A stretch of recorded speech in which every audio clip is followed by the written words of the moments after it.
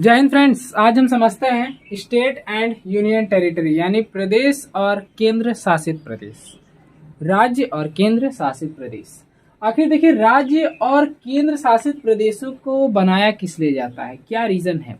देखिए, किसी भी देश के अंदर किसी भी देश को चलाने के लिए एक सरकार की जरूरत पड़ती है।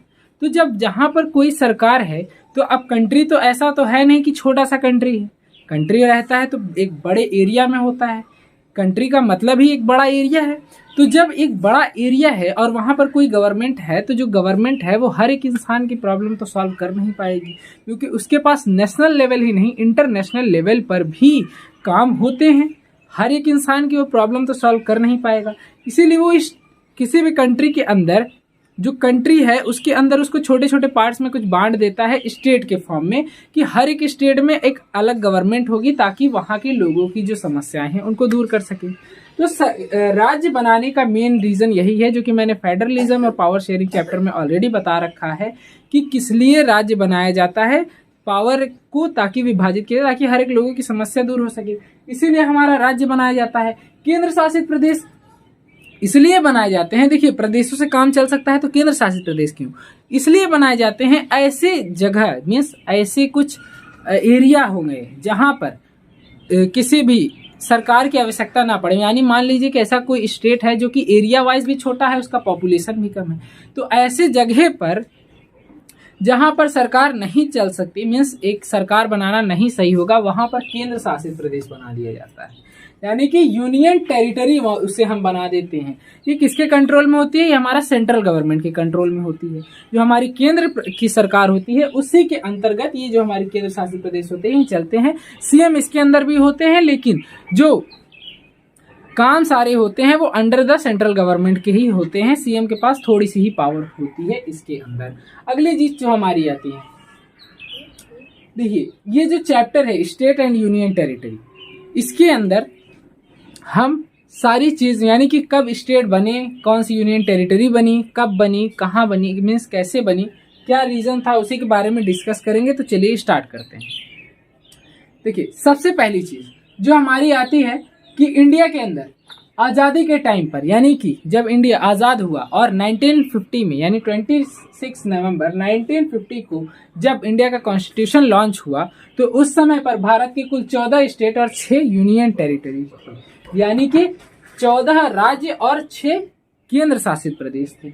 अब जब 14 राज्य केंद्र शासित प्रदेश थे तो आज के समय के हिसाब से तो बहुत अलग है, क्योंकि आज 29 राज्य हैं और 8 यूनियन टेरिटरीज। तो कहने का सेंस ये है कि पहले से और आज के टाइम पे जमीन आसमान का अंतर आ चुका है। तो वो अंतर कैसे आया, किस तरीके से आया, उसको भी समझेंगे। तो कैसे आया अंतर, देखिए दरअसल हुआ क्या था कि जो सबसे पहला स्टेट जो बना था मीन्स लैंग्वेज के बेस पर, यहाँ पे लैंग्वेस्टिक बेसिस ऑफ स्टेट, यानी कि इंडिया के अंदर जो भी स्टेट है वो लैंग्वेज के बेसिस पर है इस समय में। तो जो सबसे पहले स्टेट बना था यानी आंध्र प्रदेश के में, वहां पर वहां के एक पर्सन थे, उन्होंने कंटिन्यूअसली गवर्नमेंट के सामने ये रिक्वायरमेंट की कि कंट्री के अंदर जो भी स्टेट है वो लैंग्वेज के बेसिस पे बनना चाहिए। और वो अनशन पर बैठ गए और भूखे ही रह गए और भूखे रहते रहते उनकी जान निकल गई। और इसके बाद ऑल ओवर कंट्री में जो था सिविल वॉर जैसी चीजें होने लगी और पूरे कंट्री के अंदर विद्रोह जैसी चीजें स्टार्ट हो गई। तो सरकार ने इसको देखा और इसको देखते हुए सरकार ने उनकी डिमांड उस समय नहीं मानी और उनके डेथ के बाद सरकार को मजबूरन एक अलग से कम्युनिटी बनानी पड़ी, में से अलग से कमीशन बनाना पड़ा जिसका नाम था स्टेट रीऑर्गेनाइजेशन कमीशन।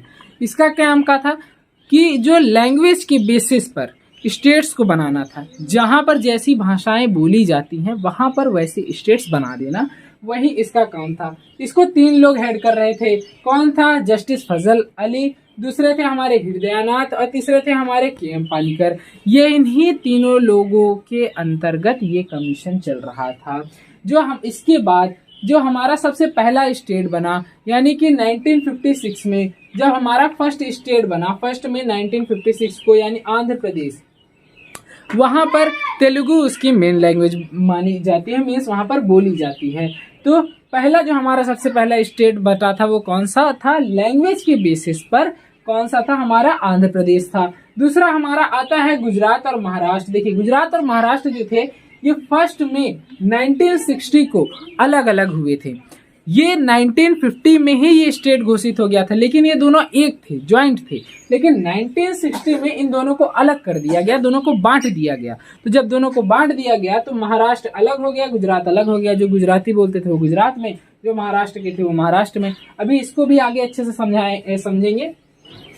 फिर नेक्स्ट जो हमारा आता है कि 1966 में यानी 1966 में पंजाब और हरियाणा जो थी वो भी अलग अलग हो गए, मीन्स उनका भी पार्टीशन हो गया। उसके बाद जो हमारा आता है कि 18 दिसंबर 1970 को हिमाचल प्रदेश फॉर्म हुआ। ये जब पंजाब स्टार्टिंग में था वो पूरा हिमाचल प्रदेश, हरियाणा और पंजाब को लेकर था, लेकिन फिर उसके बाद जो पंजाब था उससे हिमाचल प्रदेश हमारा अलग हो गया। हरियाणा में जो हिंदी बोलते थे वो लोग हरियाणा के हो गए, पंजाबी लोग यहाँ, और जो हिमाचल प्रदेश में थे जो हरियाणवी और पंजाबी दोनों और हिंदी भी बोलते थे उन्हें हिमाचल प्रदेश में रख दिया गया। आई होप इतना समझ में आ चुका होगा। इसका स्क्रीनशॉट चाहे तो ले सकते हैं, फिर इसके बाद आगे का समझते हैं। तो चलिए हिमाचल प्रदेश तक तो हो गया था, अब उसके आगे हम समझते हैं उत्तराखंड। उत्तराखंड जो हमारा है वो 9 नवंबर सन 2000 को उत्तर प्रदेश से अलग हुआ था और ये फॉर्म हुआ था। यहाँ की मुख्य लैंग्वेज क्या है, यहाँ की जो हमारी मुख्य लैंग्वेज है वो क्या है, हिंदी है। नेक्स्ट जो हमारा आता है कि 16 मई 1975 को हमारा क्या फॉर्म हुआ था, सिक्किम फॉर्म हुआ था। ये 22वां स्टेट था हमारा इंडिया का। देखिए सिक्किम जो था ये पहले हमारे देश का हिस्सा दरअसल था ही नहीं। जो सिक्किम है ये एक खुद पूर्ण स्वरूप राष्ट्र था, मीन्स ये खुद का अपना नेशन था। लेकिन जो चाइना था वो इस पे प्रेशर डालने लगा। देखिए चाइना ने जो हाल किया था तिब्बत का, कि तिब्बत में कब्जा किया और कब्जा करने के बाद एक को इस कोने, एक को उस कोने, एक को उस कोने कर दिया था। तो सिक्किम को लगा कि अगर उन्होंने हम पर कब्जा किया तो हमारे देश का भी हाल वही करेंगे। तो वहाँ के जो प्राइम मिनिस्टर थे उन्होंने इंडिया से हेल्प मांगी कि हमें इंडिया के अंदर शामिल कर लीजिए। तो उन्होंने इंडियन कॉन्स्टिट्यूशन को पढ़ना चाहा और इंडियन कॉन्स्टिट्यूशन के हिसाब से सारी चीज़ें उनके अंदर में थी, यानी कि वो राइट जो उन्हें चाहिए थे वो कॉन्स्टिट्यूशन के अंदर में थे। और जो नहीं थे कुछ उनके लिए स्पेशल लॉज भी बना दिए गए, यानी कि 16 मई 1975 को सिक्किम जो था वो पूरी तरीके से भारत का हिस्सा बन गया और इसे एक स्टेट बना दिया गया। अगली जो हमारी चीज आती है कि 20 फरवरी 1987 को क्या फॉर्म हुआ, हमारा अरुणाचल प्रदेश। अरुणाचल प्रदेश जो है वो कब हमारा फॉर्म हुआ, 20 फरवरी 1987 को। उसके बाद जो हमारा आता है 30 मई 1949 को हमारा राजस्थान जो है वो तो पहले से ही बना हुआ था, तो लेकिन जो उसका रिफॉर्मेशन हुआ वो 1 नवंबर 1956 को, जैसा कि मैंने बताया था कि जो कमीशन थी हमारी उन्होंने जो स्टेट्स थे उनको रिफॉर्म किया था लैंग्वेज के बेसिस पर। तो जो हमारा राजस्थान था वो रिफॉर्म कब हुआ था, 1 नवंबर 1956 को। नेक्स्ट जो हमारा आता है असम। असम जो है हमारा 26 जनवरी 1963 को हमारा फॉर्म हुआ था। यहाँ पर की मुख्य लैंग्वेज असमिया है। देखिए राजस्थान की मुख्य लैंग्वेज राजस्थानी है और असम की असमिया है, जिसे हम असमिया के नाम से ही जानते हैं क्योंकि हर एक जगह की अलग अलग लैंग्वेज है। और नेक्स्ट जो हमारा आता है नागालैंड। नागालैंड के अंदर अंगामी नामक लैंग्वेज जो है वो बोली जाती है। ये 1 दिसंबर 1963 को ये भी फॉर्म हुआ था। ठीक, उसके बाद जो हमारी चीजें आती हैं बिहार। बिहार जो है वो 22 मार्च 1912 को फॉर्म हुआ था, यानी कि 22 मार्च 1912 को ये फॉर्म हुआ था। और 26 जनवरी और 1950 को इसको पूर्ण मीन्स की एक संविधान के हिसाब से इसे राज्य घोषित कर दिया गया। उसके बाद जो हमारा था झारखंड। झारखंड भी हमारे बिहार का ही हिस्सा था, लेकिन उससे टूटकर 15 नवंबर सन 2000 को ये अलग हो गया और अलग होने के बाद ये एक नया स्टेट बना जिसका नाम था झारखंड। 15 नवंबर सन 2000 को ये बना था। उसके बाद हमारा आता है मेघालय। देखिए जो हमारा मेघालय है ये हमारा कब फॉर्म हुआ था, 21 जनवरी 1972 को हमारा जो मेघालय है वो फॉर्म हुआ था। मेघालय की जो ईयर था वो 1972 था। 1972 को मेघालय जो था वो एक स्टेट के रूप में पनपा और वो बन चुका था। उसके बाद अगर आपको अभी इसमें कोई स्क्रीनशॉट वगैरह लेना हो तो ले सकते हैं। इसके बाद जितने बचे हुए स्टेट्स हैं उनके बारे में जानते हैं। तो चलिए, जो हमारे बचे हुए स्टेट्स थे, जिसमें सबसे पहले नंबर पर आता है मणिपुर। देखिए, मणिपुर हमारा 21 जनवरी 1972 को फॉर्म हुआ था। यहाँ की मेन लैंग्वेज मणिपुरी है। त्रिपुरा जो है वो भी 21 जनवरी 1972 को फॉर्म हुआ था। यहाँ पे बंगाली और हिंदी बोली जाती है। मिजोरम जो है हमारा, ये 21 जनवरी 1972 को फॉर्म हुआ था। यहाँ पर मिजो इसकी मेन लैंग्वेज है। और मध्य प्रदेश के अंदर 1 नवंबर 1956 को ये फॉर्म हुआ था। यहाँ की मेन लैंग्वेज हिंदी है। छत्तीसगढ़ 1 नवंबर सन 2000 को फॉर्म हुआ था। ये बिहार से अलग हुआ था, मीन्स बिहार से ये टूट गया था और बिहार से टूटने के बाद नया राज्य बना 1 नवंबर सन 2000 को। फिर इसके बाद हमारा आता है गुजरात। गुजरात जो है वो हमारा 1 मई 1960 को फॉर्म हुआ। और ये इस यहाँ की मेन लैंग्वेज गुजराती है। छत्तीसगढ़ की मेन लैंग्वेज जो है वो हिंदी ही है। नेक्स्ट जो हमारा आता है तेलंगाना। तेलंगाना 2 जनवरी सन 2014 को बना। ये जो है आंध्र प्रदेश से टूटा और यहाँ की मेन लैंग्वेज तेलुगु है। उड़ीसा, उड़ीसा जो है ये 1 अप्रैल सन 1936 को ही ब्रिटिश गवर्नमेंट के टाइम पर ही बन चुका था, लेकिन 26 जनवरी 1950 को ये रिफॉर्म मीन्स कॉन्स्टिट्यूशन के हिसाब से इसे स्टेट घोषित किया गया और यहाँ की मेन लैंग्वेज उड़िया है। उसके बाद जो हमारा नेक्स्ट आता है मध्य प्रदेश।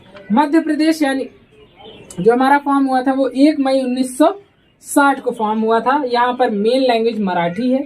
लास्ट जो हमारा आता है गोवा, ये 30 मई 1987 को फॉर्म हुआ। यहाँ की कुकड़ी जो है वो मेन लैंग्वेज है। इसके अंदर की सारी चीजें समझ में आ चुकी होंगी। अब चाहे स्क्रीनशॉट ले सकते हैं, फिर आगे की जो कुछ स्टेट और यूनियन टेरिटरीज बची हैं उन्हें समझते हैं। हमारे बचे हुए स्टेट एंड यूनियन टेरिटरीज थे, अब उनके बारे में बात कर लेते हैं। जो हमारा बचा हुआ स्टेट था वो था तमिलनाडु। ये हमारा फॉर्म हुआ था 1 नवंबर 1956 को। उसके बाद हमारा आता है कर्नाटक। ये फॉर्म हुआ था हमारा 1 नवंबर 1956 को। फिर हमारा आता है केरला। जो केरल है ये हमारा 1 नवंबर 1956 को।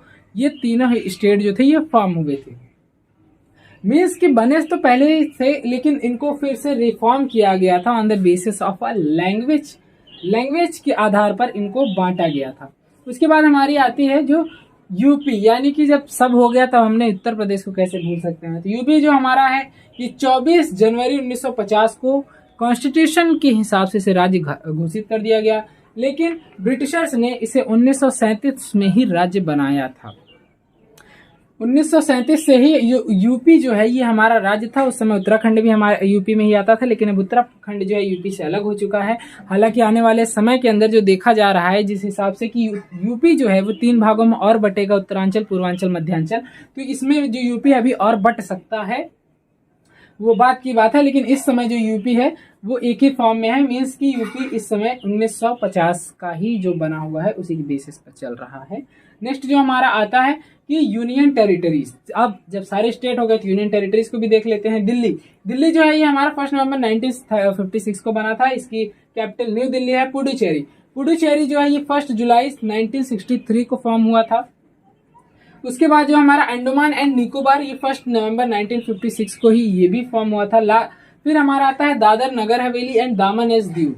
ये जो दोनों हैं, ये जो दादर एंड नगर हवेली, दामन एंड दीव हैं, ये दोनों ही अलग अलग स्टेट पर हैं। यहाँ पर जो दादर एंड नगर हवेली है यहाँ पर मराठी बोली जाती है, यहाँ पर गुजराती बोली जाती है, क्योंकि एक गुजरात से सटा हुआ है, एक महाराष्ट्र सटा हुआ है। और ये जो फॉर्म हुआ था 26 जनवरी 2020 को, इसको यूनियन टेरिटरी घोषित कर दिया गया था। फिर उसके बाद हमारा आता है पंजाब एंड हरियाणा। ये हमारा 1 नवंबर 1966 को हमारा फॉर्म हो गया था। नेक्स्ट हमारा आता है लक्षद्वीप। जो हमारा लक्षद्वीप है 1 नवंबर 1956 को फॉर्म हो गया था।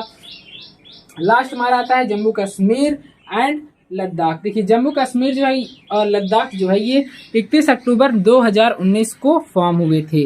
देखिए, पहले तो जो जम्मू कश्मीर था और लद्दाख, ये दोनों एक ही में थे, इसे पूरा जम्मू कश्मीर ही जाना जाता था। रीजन क्या था इसका अलग होने का, कि जो जम्मू एंड कश्मीर था यहाँ पर हमेशा ही आतंकवादी हमले होते रहते थे। यहाँ पर जो कि लगातार जो सिविल वॉर जो चलते रहते थे, कि जम्मू कश्मीर जो था वो अपना एक खुद का राष्ट्र मांग रहा था, खुद का नेशन मांग रहा था।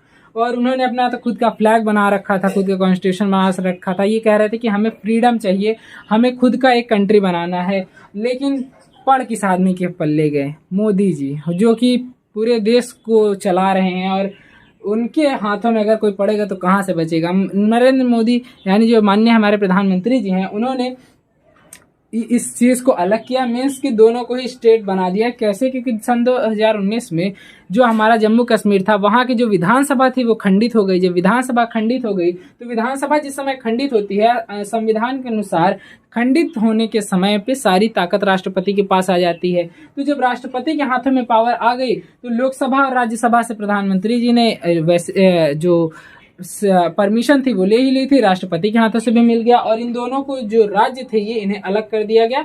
जम्मू कश्मीर हमारा अलग हो गया, जो लद्दाख था वो हमारा अलग हो गया। जम्मू कश्मीर की जो राजधानी है वो श्रीनगर है, और लद्दाख की जो राजधानी है वो लेह है।